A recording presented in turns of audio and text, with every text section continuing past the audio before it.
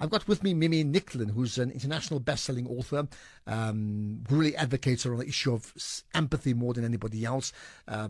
And she's also, in terms of author, the best-selling book, Softening the Edge and Empathy in Work. So she's very much an empathy champion.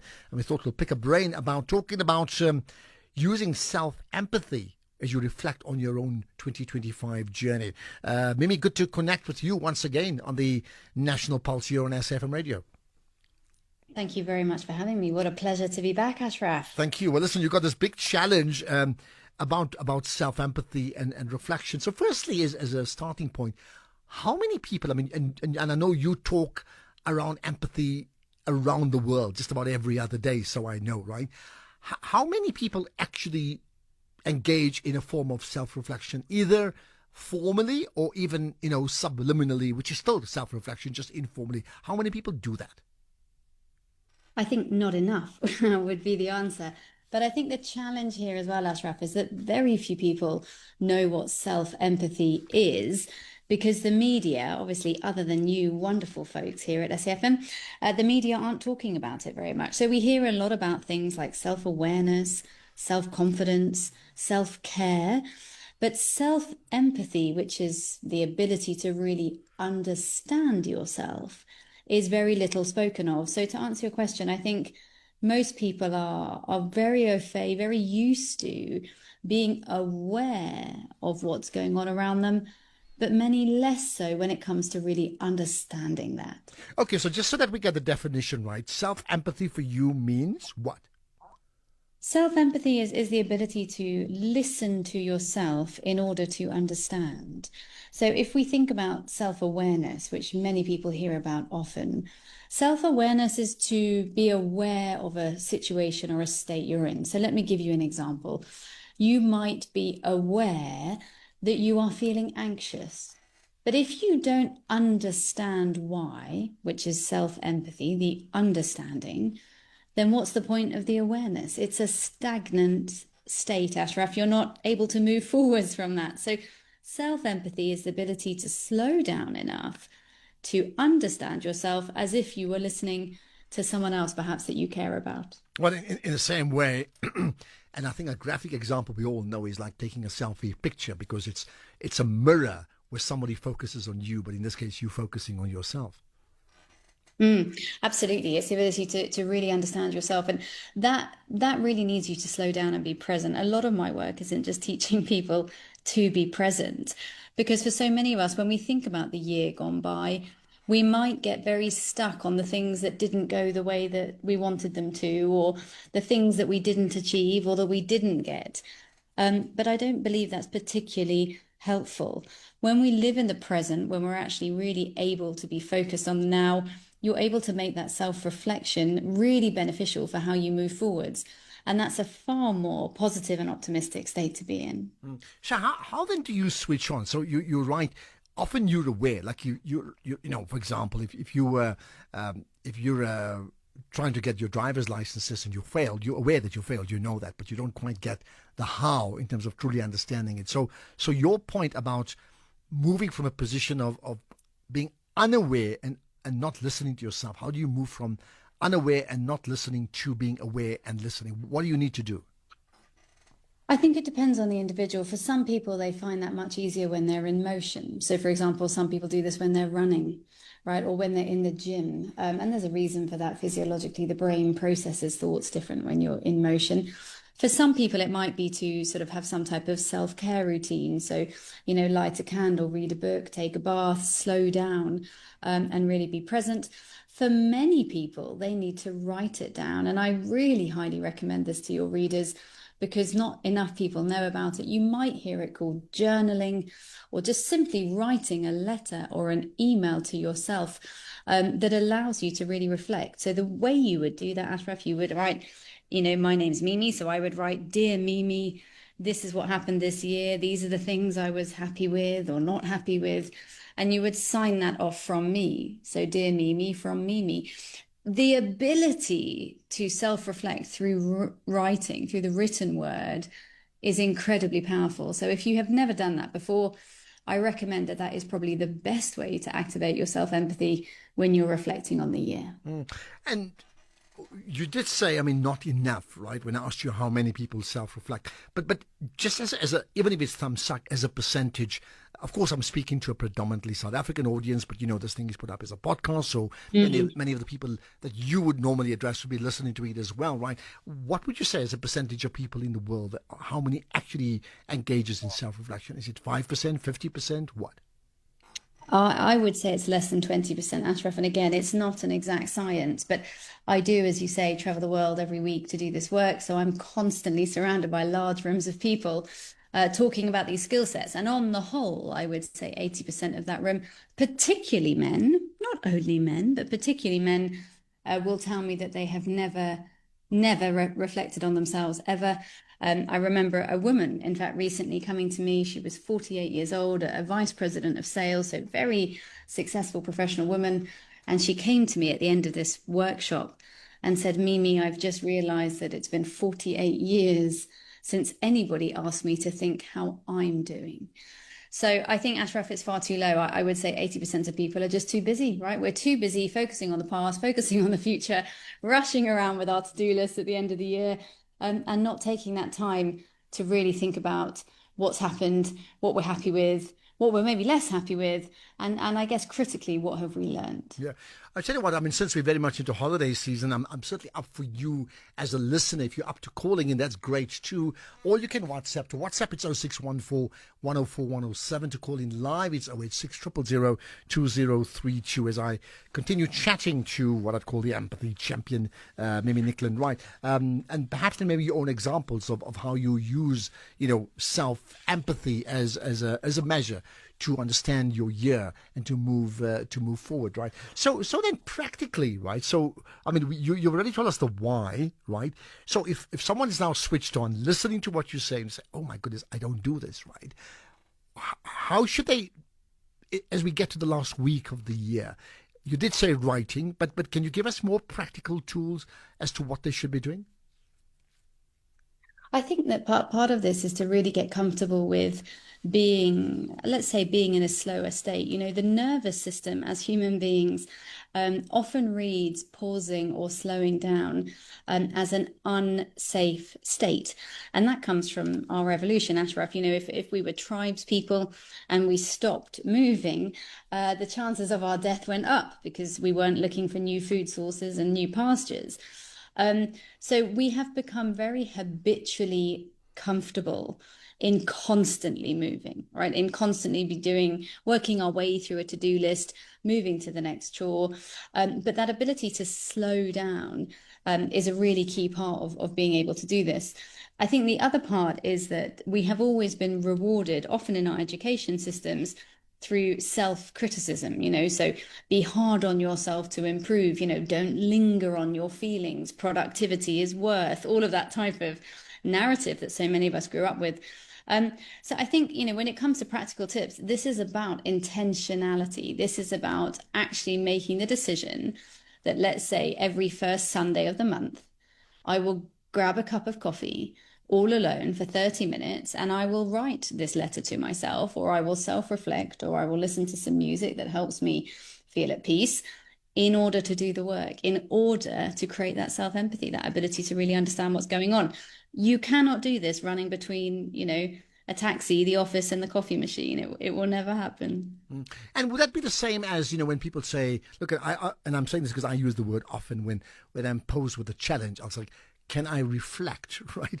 Is that the same thing or similar? Because it's amazing when I often say I reflect, or can I reflect on it, it's almost like you're copping out and people think that, you just don't want to commit yourself to anything. No, I think self-reflection is a huge part of that. But I think this is also deeper. As I said, there is that very big difference between awareness, which potentially is the reflection moment, and the actual understanding, which is where the empathy comes in. Empathy is a skill set, whether you are using that for others, so empathy for others, or for yourself. It sits within our prefrontal cortex of the brain, and it is a pro-evolutionary skill set. So what you're talking about there, Ashraf, that ability just to slow down and reflect, That's not a state of immobility. That's not, like you said, that's not a state of, I just don't want to make a decision. It's actually a very strategic skill set. You'll see it in places like the FBI, in hostage negotiations. You'll find these skill sets written into the handbooks of soldiers before going to war. Now, no one is putting those skill sets in the handbook because they want to lose a war, right? They're teaching people in the FBI, hostage negotiators, soldiers, the skill sets that they need to be at their best strategically. So, absolutely, reflection is part of that understanding. And really delving into what that means to you is kind of the second step there. I mean, and this is not directly as a result of what we're talking about, but in many ways it's linked. Here's a comment from Sunil, Ottawa, and saying Ottawa, KZN, South Africa, not Canada. Noted, Sunil.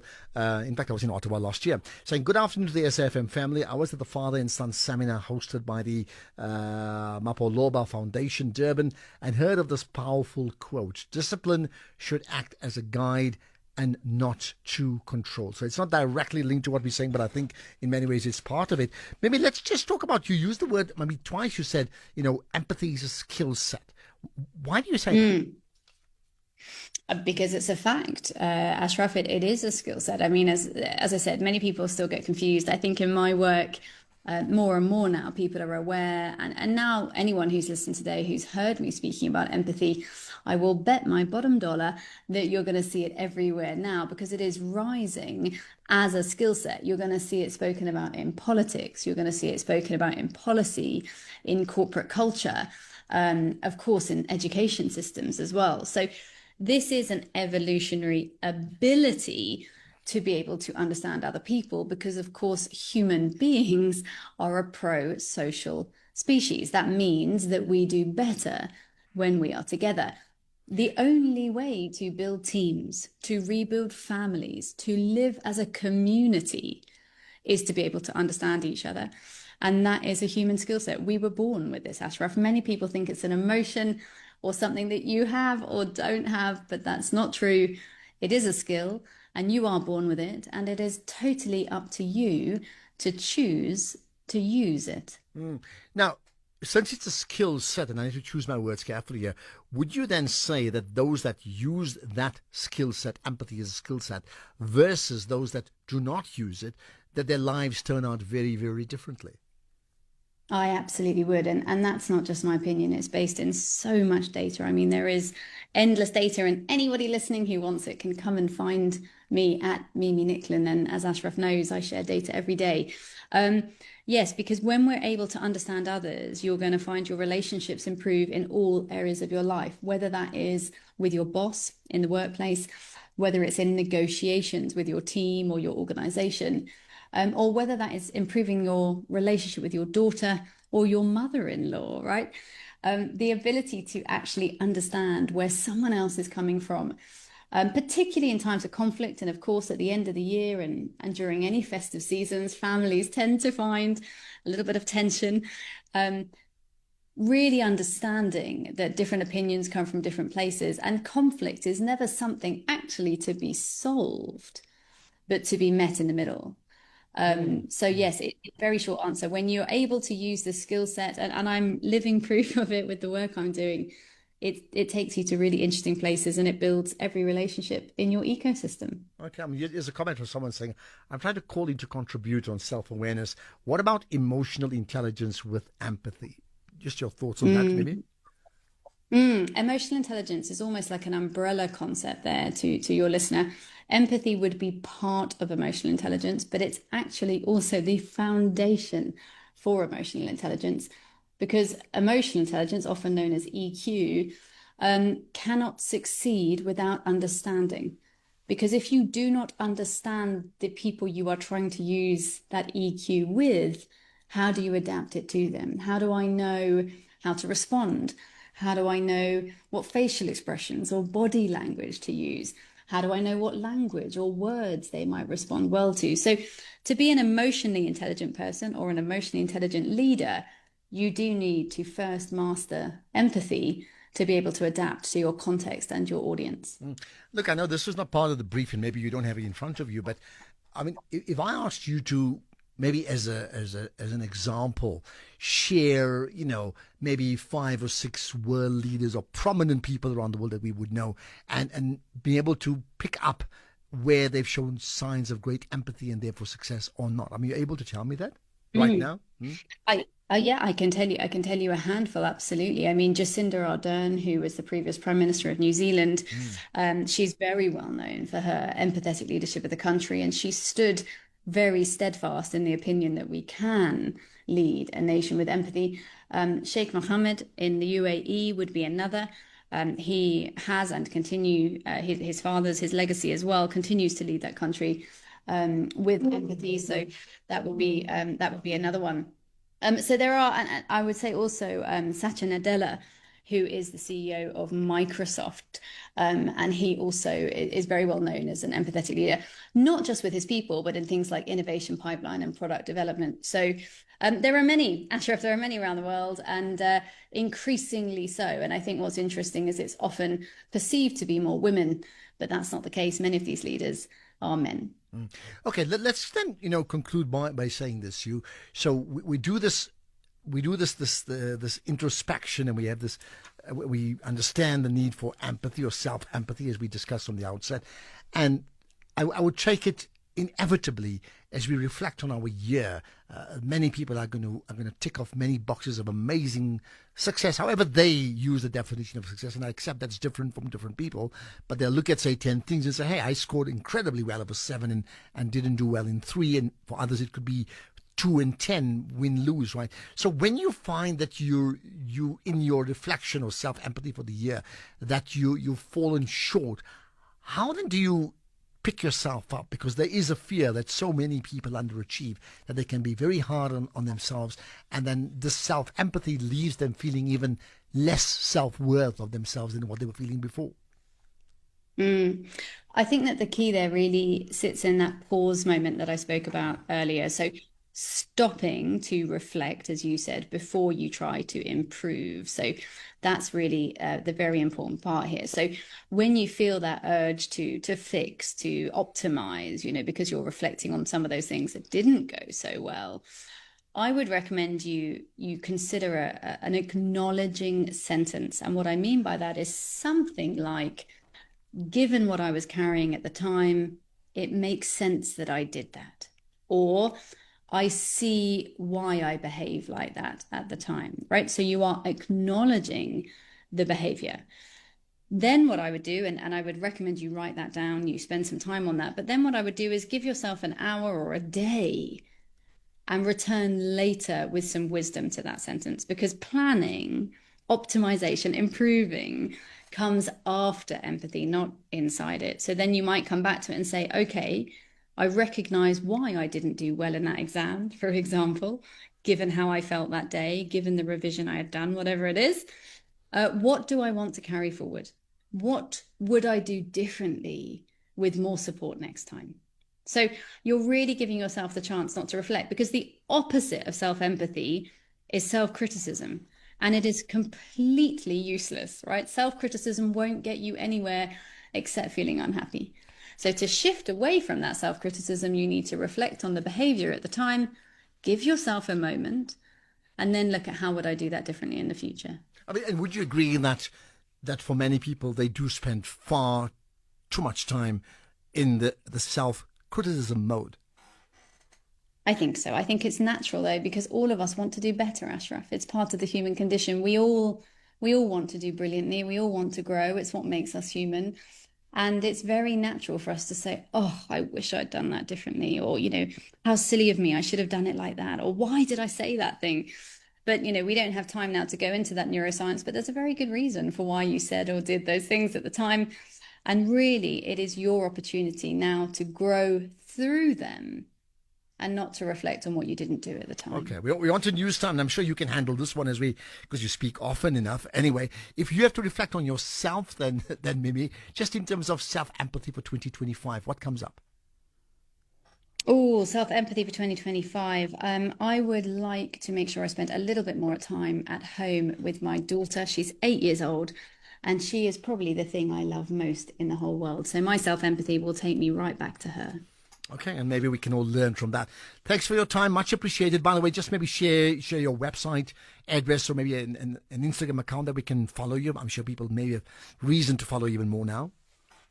Yes, it's at Mimi Nicklin on Instagram or, in fact, any platform.